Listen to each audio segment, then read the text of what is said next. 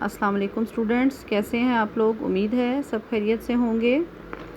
ہم لوگ پڑھ رہے تھے نظم پیوستہ رہ شجر سے امید بہار رکھ، شاعر کا نام علامہ اقبال۔ ہم اس کے 4 اشعار پڑھ چکے ہیں۔ آج ہم شعر نمبر 5 پڑھیں گے۔ شعر نمبر 5 ہے: شاخ بریدہ سے سبق اندوز ہو کہ تو نا آشنا ہے قاعدہ روزگار سے۔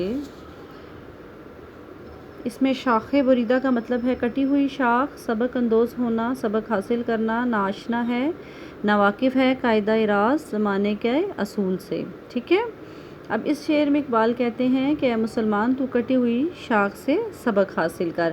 اگر تو واقعی عروج حاصل کرنا ہے تو تجھے اپنی ملت سے تعلق جو ہے وہ استوار رکھنا چاہیے۔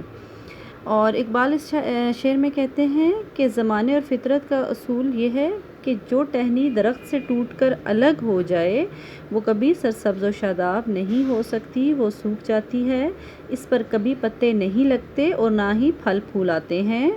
اور کسی کتاب کی شیرازہ بندی اتفاق و اتحاد کی ہی مرہون منت ہے۔ منتشر اوراق پر کتاب کا اطلاق نہیں ہوتا، یعنی کہ جو بکھرے ہوئے، جیسے انہوں نے کتاب کی مثال دی ہے کہ جس طرح کتاب کے صفحے بکھرے ہوئے ہوں تو وہ ایک کتاب نہیں ہوتی، اسی طرح ہی جب مسلمان اکٹھے ہوتے ہیں تو قوم وجود میں آتی ہے۔ مسلمان اگر اکٹھے نہ ہوں تو قومیت جو ہے وجود میں نہیں آتی۔ اور اس بات کی تاریخ بھی گواہ ہے کہ جب مسلمان متحد ہو کر میدان عمل میں آئے تو چند ہی سالوں میں دنیا پر چھا گئے اور ان کی عظمت کا ڈنکا بجنے لگا، اور جب مسلمان باہمی نا اتفاقی اور نا انتشار کا شکار ہو گئے تو وہ زوال اور پستی کے گڑھوں میں جا گرے۔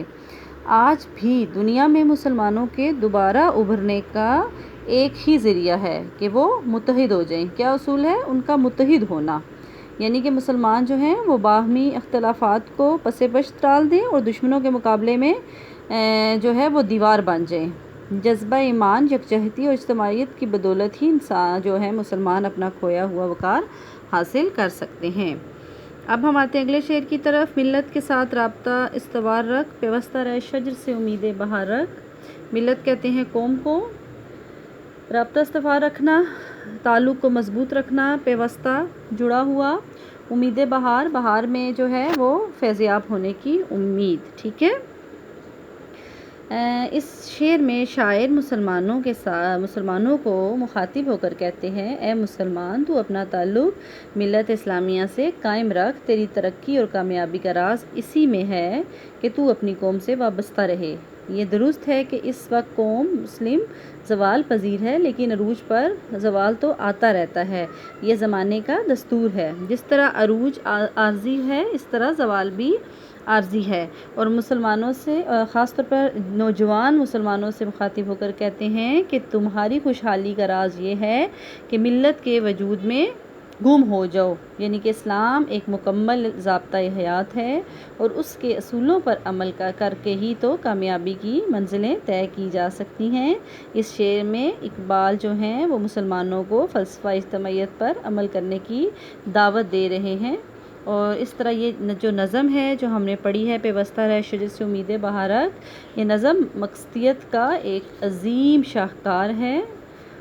اس بارے میں ایک شعر ہے: یہی مقام ہے مومن کی قوتوں کا عیار، اسی مقام سے آدم ہے ذل سبحانی۔